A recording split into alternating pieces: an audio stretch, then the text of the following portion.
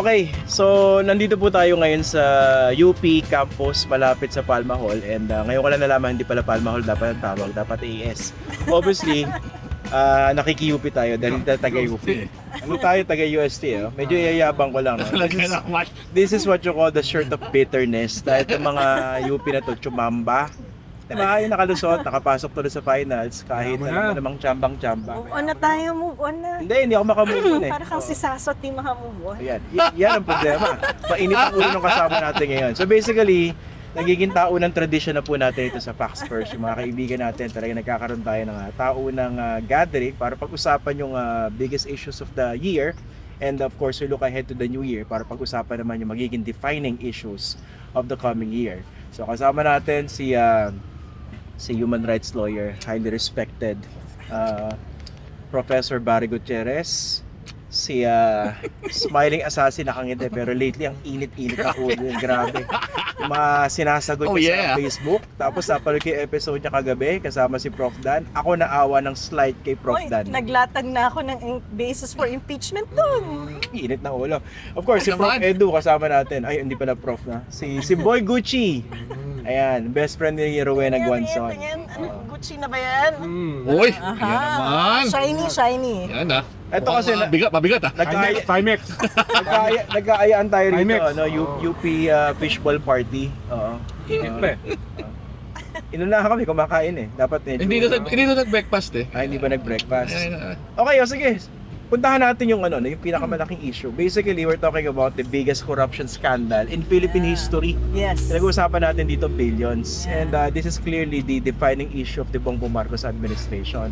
And one would think na dahil ganito katindi yung skandalo, aayusin na yung national budget. Pero parang hindi yata yung nakikita natin.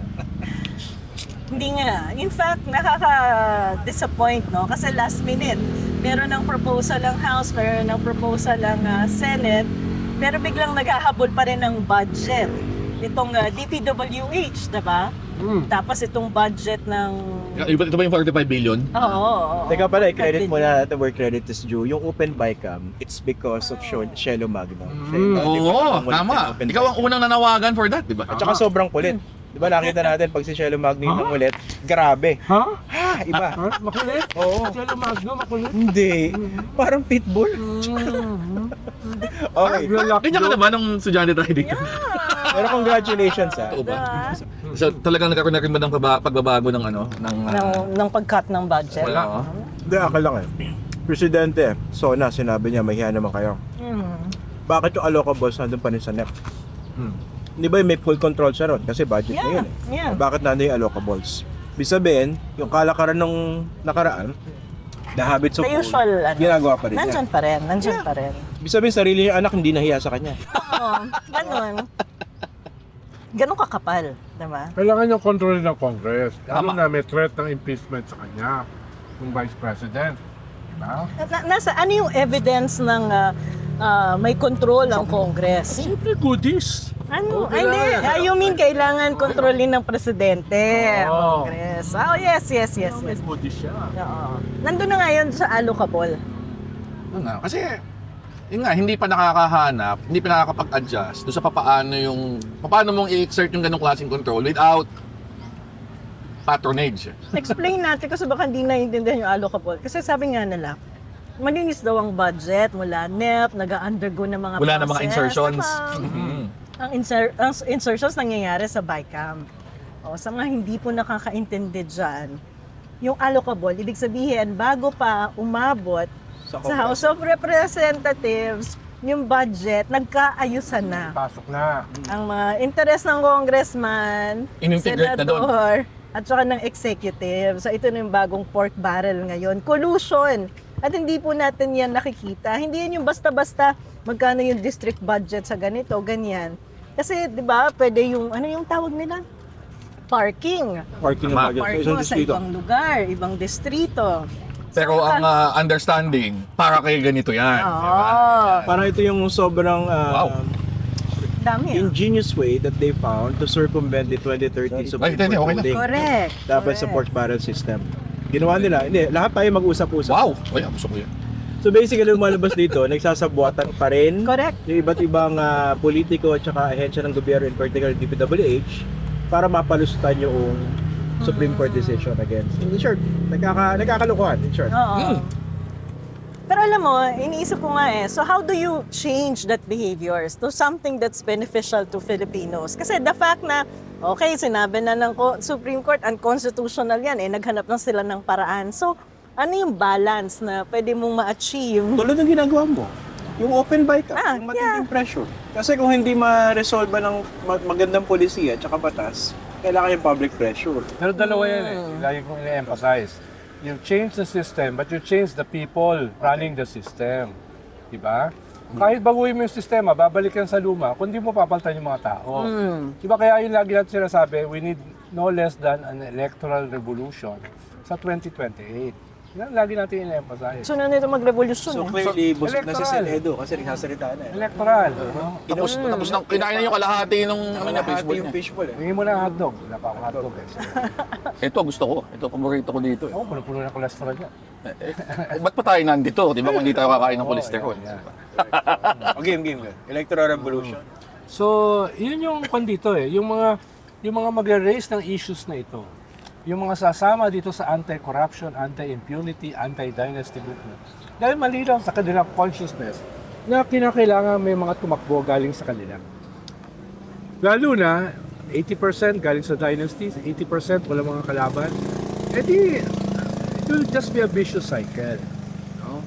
So, both local and national, merong kinakailangang tumakbo. Kailangan ng alternative. It's not just reforming the system, which is very important. No? Pero, sino yung mag-i-implement ng reform? Actually, sino magsisimula ng reform? Pero yun nga meron na bang critical mass para dun sa engagement down to the local level? Kasi parang traditionally, sa nakaraan, nakukonfine yung mga ganyang klaseng mga efforts, di ba, at fielding reform candidates. National. Presidential candidate ka, may mga senador ka.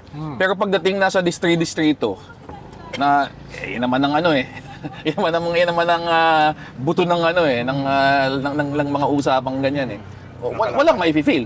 Well, kailangan mo ng maayos na mapping. At meron naman mga lumalaban Kaso dahil hindi level yung playing field, group sila. Diba? May mga ilan na nag-survive, katulad ni Kakabang Out, na Demokrat. Pero in most places, may tumatakbo. Pero, Hindi nagsusurvive. hindi nila kaya yung mga Pero yung question Ba't paano mo lalabanan yung mga ko? Yeah. Lahat ng kongresista ay ko. Ko. No? Lahat ng local official ay ko. So in effect, dapat nang kinakabit natin dito sa anti-dynasty na usapin, dapat may kasama na ring political party reform and party financing. Kasi hindi naman mabubuo yung ganyan ng walang reforma sa partido at pagpupondo ng mga kandidato I agree, yung political party development. Diba? Miski hindi lahat isang bagsak dahil ang hirap yata makonvince sa mga politiko pag lahat yan Ayun piningin na mo sa nga kanila. Yun Ako, na let's nga start sa anti-turncoatism. Pero ako kasi, ang medium to long term na kailangan mo talaga dyan, kailangan mo talaga maiangat yung antas ng buhay ng maraming Pilipino. Para hindi sila ganun ka-vulnerable doon sa usual tools na ginagamit for electoral manipulation, vote buying, patronage. So balik tayo sa budget niyan. Kasi sige, Maipip. baka pagdating sa national, yung mga conversations about corruption, about flood control, merong epekto. Pero pagdating na sa distrito yan, kung yung mga butante mo mismo ang hinahanap, magkano ibibigay ni Pong, ano yung naitulong sa amin yan nung meron kaming problema. Yung mga reform candidates mo, kung hindi kayang lumaro sa ganong klaseng context, malulunod din. Wala silang pise to begin with. Yeah. Hindi, pero kung kandidato sila kasi, wala talaga silang Kailangan manalo muna sila.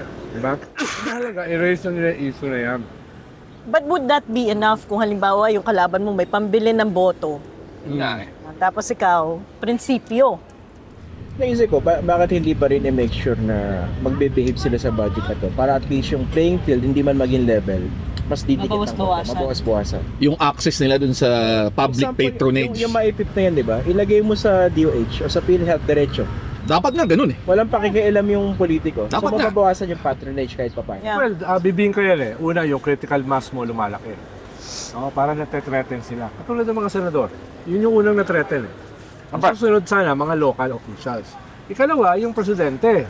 No? Yung political center. Paano kung yung presidente mo hindi alam na dapat Correct. natetreten na siya? Kaya nga sinasabi ko na, Kwan, na hindi ganun kadali. Dahil Hirap nabubuo pa lang yung kwan mo yung critical mass na sinasabi ni Barry. Nabubuo pa lang yan nag-unfold pa lang. Tapos yung presidente mo, tentative. Kaya sa ganyang klaseng sistema, sa ganyang klaseng framework, hindi ganun kadali. Tapos wala pang tumatayong isang leader yung oposisyon. Di ba? Naghahanap ng leader yung mga oposisyon. Sino ba mag-harness nito? No? Ito, nandito si BBM sa kabila, nandito si Sara sa kabila. Sino dito? Hindi naman pwedeng kardinal, hindi naman pwedeng obispo, di ba? Sino yan? Iba, pinapatakbo Ronald Llamas for president. Paano? Diktador yun. Natahimik na. Dapat siyang Gucci watch eh. Si Boy Gucci. Sabi nga ni, Baka tumakbo si Bing Guanzo ng president. sabi nga ni Wilson, walang chance yan. Tama yun. Tsaka bakit? Napasubukan na kung ganyan. Padami na ng boto. Hindi, agree ako na kanya. Walang chance yun. Baka daw tinatawag na senador. Mas mataas pa yung chance niya. Kaya nga paliwanag ko, eto lang naman tumawag na. Senador. Pero so far, ano nakikita niyo dito sa takbo ng flood control investigation? December 15, di ba? Nagsabi yung ombudsman merong actually sinabi niya 15 or siguro 16. So hanggang ngayon. Hanggang ngayon naman. Hanggang ngayon. We're recording this December 16. Baka may lumabas na raw na arrest warrant. Baka malabo. Kahapon pa ako naghihintay. Ako din eh. May mga nakasuhan na pero hindi pa yung malalaking isda talaga na in-expect natin, di ba? Zaldico kasi expected yan eh. Tama. Expected yung kay Jinggoy, di ba? Yung kay Bong Revilla.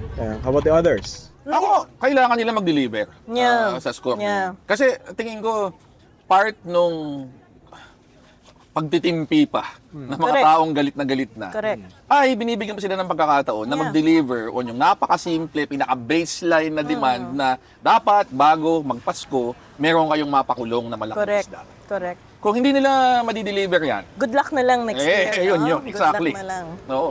Yung una, break na sa 22. Tapos ang resumption sa katapusan ng January. Mga 19. Tapos siyempre, lahat ng mga tao ngayon ay nakafocus sa Christmas. Pasko. Saka New Year. Baka yun ang tinitingnan Iniisip nila. Hindi naman masyadong imperative eh. Bakit Ako? nagki-Christmas break ka ba sa pangbabarda? Hindi. Amagin na ito, hindi. Hindi. Meron akong 2022 Bardagulan. Tsaka 2023. Talaga naman, ha? So dapat yung hostisya natin, wala rin dapat Christmas break. Wala. No? The Lion of Judah never rests. Neither does it flounder. Ano daw? Yan ba ang mga Biblical. yan ba ang mga UST background? Siyempre, Old Testament yan eh. Papanggap. Old Testament. Okay. Wala kami ni Shelo. Ayun yun, ha? Hindi makarelate din, no? Wala kayong topic na religion. Wala. Bakit pala ang daming kaaway ni Shelo Magno kay social media? Hindi ko nga rin alam, nagtatanong lang naman ako. Since you... Napaka-objective ng mga tanong ko, di ba? Tama ba, nagsimula ito nung naging petitioner ka ron sa Yes, plunder sa case plunder against sa case Vice against- President? Hindi lang. Tumindi. Tumindi. Mula nung Friday talaga. Oo. The big guns ng mga trolls. No? Na may tinanong kasi ako. Sabi ko, bakit yung tanong kasi sila ng tanong, bayaran daw ako, ganyan, bias daw ako kasi si Sara lang kinakasuhan ko. Eh, nagtanong lang naman ako, sabi ko, bakit yung mga DDS personalities, mga abogado nila, hindi rin nagfa-file ng case, di ba? Tayo lang ba kailangan mag-file ng case? That's one. Second, sabi ko si Marcoleta, pinresent niya si Guteza, bilib na bilib siya doon.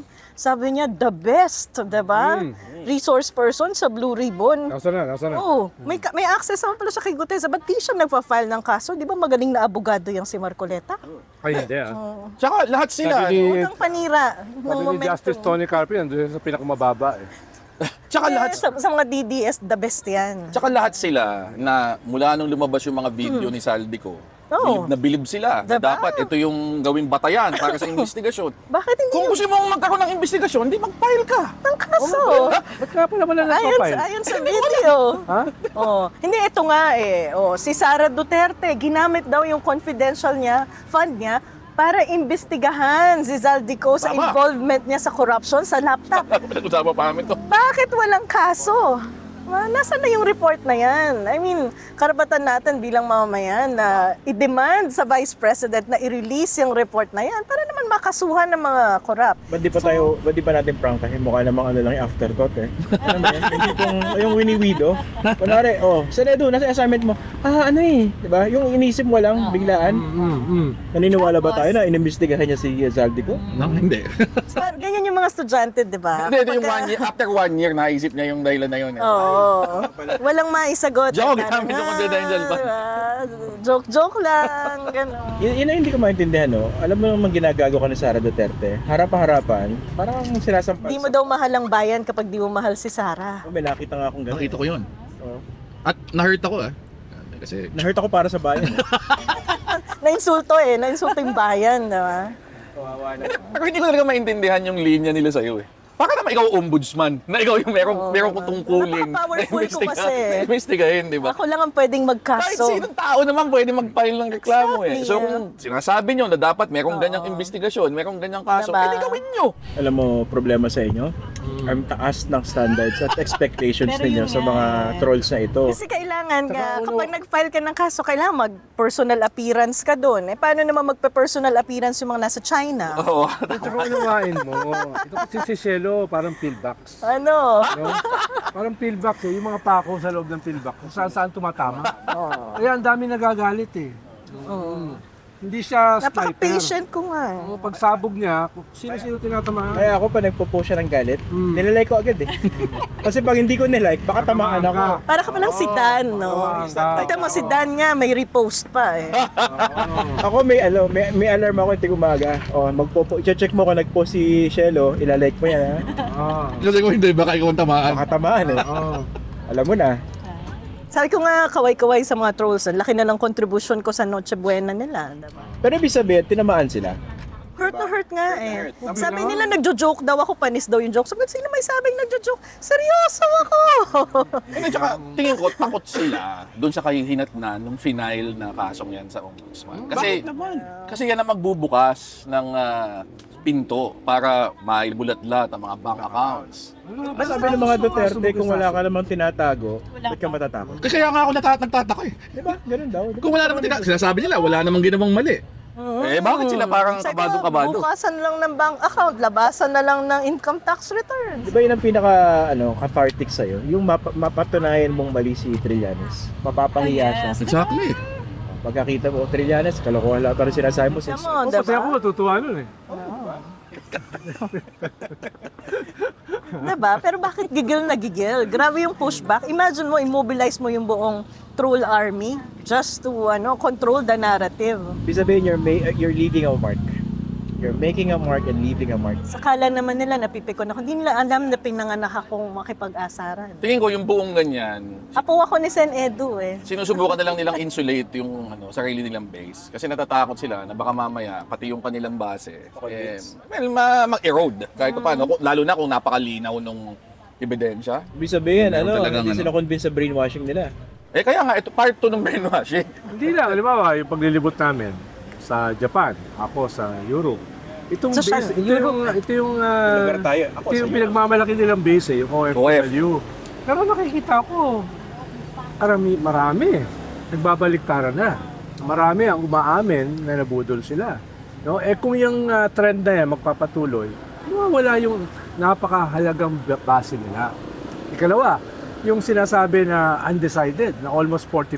Yeah, 39. Oo, yun ang Yeah. gusto nilang tirahin. No? Yeah. Tapos itong mga agitator katulad ni Shelo, kinukuan eh. No? Pinipigilan yung 40% na yon na mapunta sa kanila.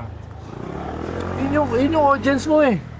Yun yung audience mo eh. Diba? Pero Sen, I agree dun sa assessment mo dun sa experience natin. Anecdotal yun eh. Pero mas committed yung mga Duterte sa pag-iikot sa OFW. Kasi alam nila, vulnerable na sila ngayon dun siguro. 17 countries na Kaya nag-iikot sina Pulong, Pulong, sina Baste, si Sara Sara. Duterte. Yung 17 country trip ni Pulong.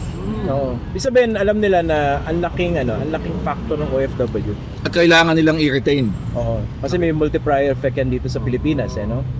So, Kaya may matinding disinformation na naman. Budget? 17 countries. Kaya mo yun? Kaya may kailangan budget, lumusot 17 ang mga countries. pork barrel. Diba? Mga MOOE ng Congress. Siguro Sabi may ko nga, ano pa ito naman. ha, Oo. di ba sa totoo lang, even if we want to file cases, mahirapan tayo mag-file ng case kasi wala namang mga datos talaga at saka hard evidence laban sa mga corrupt na to. Actually, ang pinakamatinding whistleblower dyan dapat, sila Pulong, si Sara. Kasi mga insiders sila eh. They know how this operates. In fact, bago sila nag-away, di ba nakihati siya sa confidential fund. So, she knows kung paano. So, kung may matinding whistleblower against BBM, that's Sara Duterte. Bakit walang ginagawa? Ano ba yan? Nakakahiya. Baka mutually assured destruction. Dahil So, may kapag walang ginagawa, bayaran daw yun eh. Siguro. Sinong nagbabayad? may 51 billion din sa Tsaka, tulong. nung 2022, nagkaroon siya ng confidential funds. Kahit wala sa budget yung Diba? confidential funds. Diba? Isipin mo gaano kalakas yun. Diba? Nag-imbento ng appropriation item ang DBM para sa kanya. Para lagyan ng confidential fund. At sino ba ang mag-uutos nun? Di ba dapat yung presidente? Exactly. So kung gustong kasuhan si BBM, sino ang pinakamatinding pwedeng magkaso dyan? So kung isa-psycho-analyze mo sila, bakit di nila ginagawa yun? Kasi ang corruption sa gobyerno at ang mga corrupt na politiko ay isang kartel. They really just protect each other, diba? Konti-konting pitik-pitik lang, palit-palit ng leadership, pero hindi sinserong tanggalan. Ang tinatanggal lang dyan yung mga fringe na mga corrupt. Pag hindi ka in talaga sa circle, malalaglag ka. Mga frustrating supply control issues. Baka mangyari dito parang sa pork barrels kami. Yung kayo na Poles. Hanggang Napoles lang. Paano yung mga Exactly. nasa taas? Exactly. Kaya nga ako, gusto kong maging mas mabilis yung proseso eh. Kasi ang pinakamatibay na kalaban ng accountability sa dulo, yung delay. Correct. Yung aabutin ng ilang taon, makakalimutan na. Ang dismiss na kaso Diba, din makakalimutan na. Tapos pag medyo bumaba na yung atensyon ng tao dun sa issue na yan, quietly, madidismiss na Nawawala. lang, ma-acquit. Yung mga ibang mga kaibigan natin, sangkot na naman ngayon eh. Sila din naman yung Hindi noon naman nila eh. first time to eh. Si Marcoleta nga, di ba? Kasala din siya sa Napoles. Pero no? di ba iba yung sitwasyon na yun? Iba yung impulses sa ilalim. Iba yung social media technology na pinapaalala everyday yun ang nangyayari. Diba? Ito yun yung naiiba ngayon eh. Baka hindi ito, That's what we have to do. baka hindi ito basta-basta Diba? mawawala. Dito basta-basta. Yun lang naman yung aking sense. Kaso, ang dami ring pera nitong mga politiko na ito para ma-manage yung narrative on social media. Yeah. Yeah. Kung meron tayong natutunan about yung social media experience natin, basta may pera ka, kaya mong magpalago ng sarili mong kwento din on social media. By using... Kalaban nito yung organic outreach ng mga tao. Tama. Sana hindi mawala. Tama. Kaya nga ako excited dun sa mag-file by December 15 eh. Para at least nakakasanayan. Tapos yung matagal nang sinasabi din ni Boying Remulla na kausap niya Supreme Court para mag-conduct ng continuous trial. Dapat gawin yun. Yeah. Para within a year, meron tayong makikitang mga resulta. Dahil kung hindi, Di ba kinausap din ng Supreme Court sa Sandigan Bayan? Nabilisan yung mga Yun nga. Yes. Di ba nabigay sila ng limit? yes.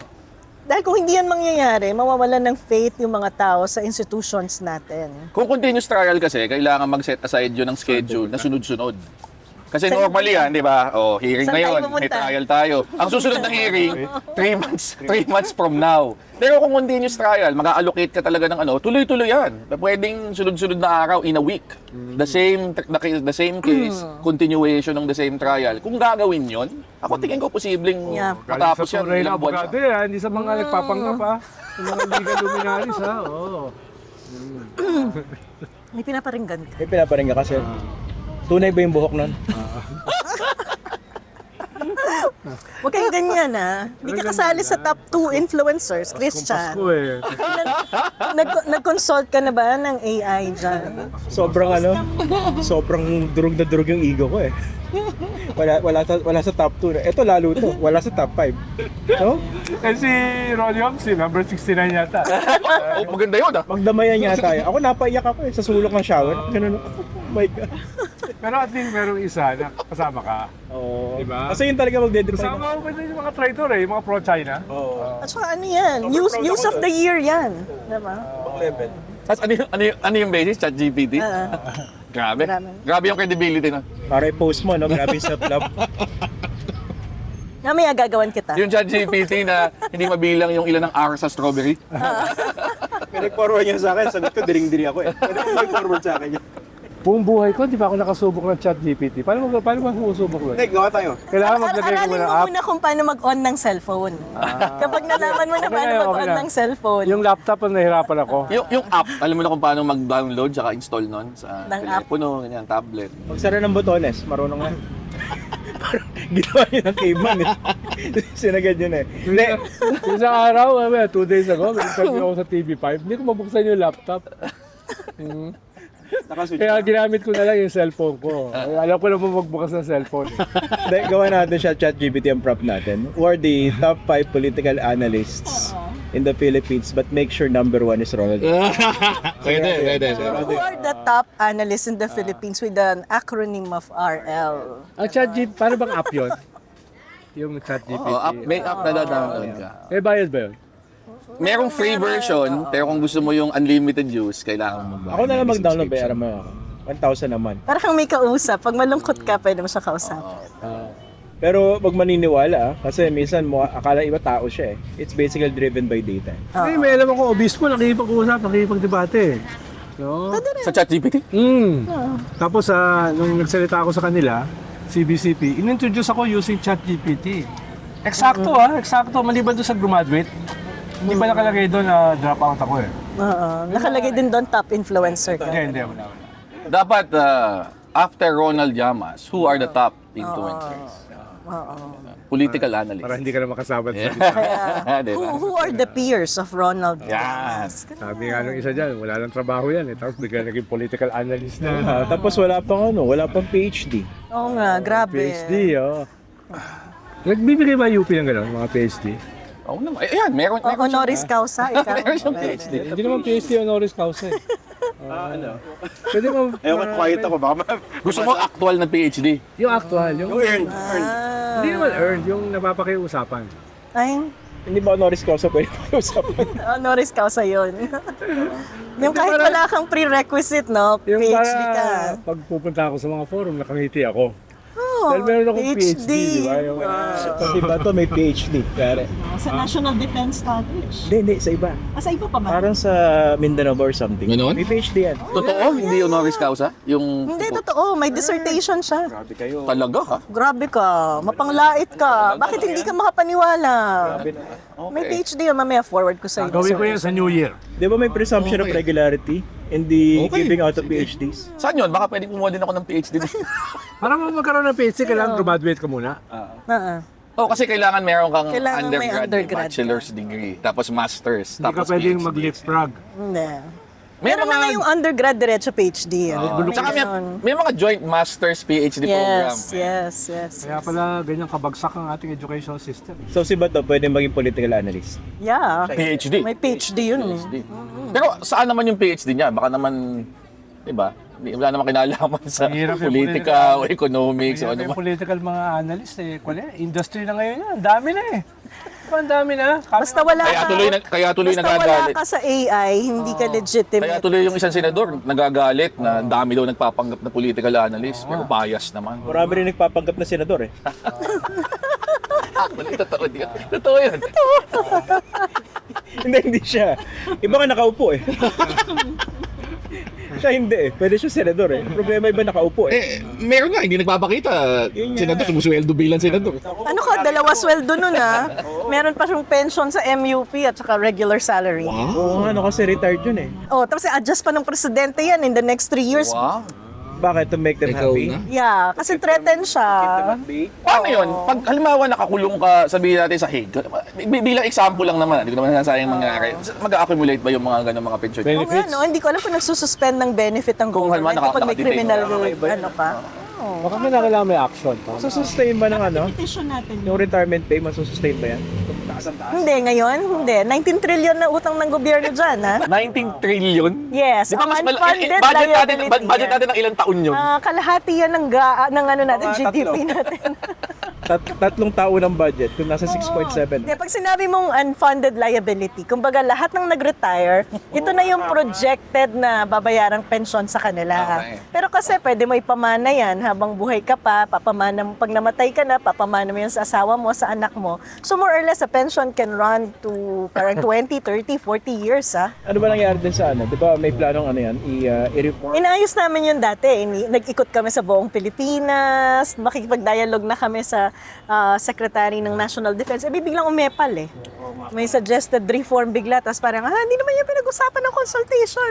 Ibig sabihin talaga, may attempt kayo para ayusin yan? Yeah, kami nga lang naglakas ng loob eh, diba? Kahit na, but surprisingly kasi ito, benefit talaga to sa military, imagine. Ganito po kasi nag-work yan eh. Pag tumaas ang sweldo ng current, Mag-adjust din yung... active, adjust din ng retired. So, syempre, gagalit sa akin yung mga pensyonado dahil inaaway ko yung benepisyo nila, diba?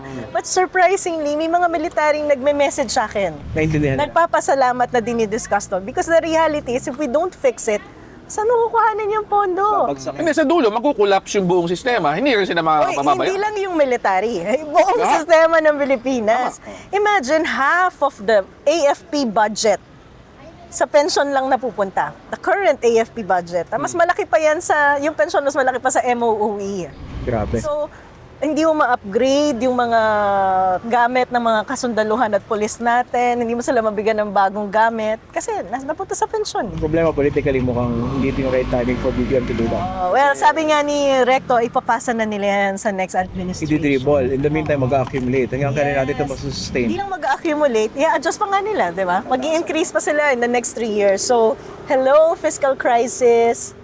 So, kaya nga nung sinabi ni Sen Edu na kung alam ng presidente kung anong mangyayari sa kanya in the next 3 years. Diba? Well, you have a political crisis, you have the corruption issues, then may fiscal crisis ka pa, babagal ang growth ng economy, So, kung walang hustisya. pwede rin ano magkaroon na. ng economic crisis next year. Yes. Parang gusto niyo sabihin, ang sama ng hinaharap ni BBM, kayo talaga. Anong makikita natin dito sa parating na taon? Then tanong, does he still have enough in his tank to reach the finish line?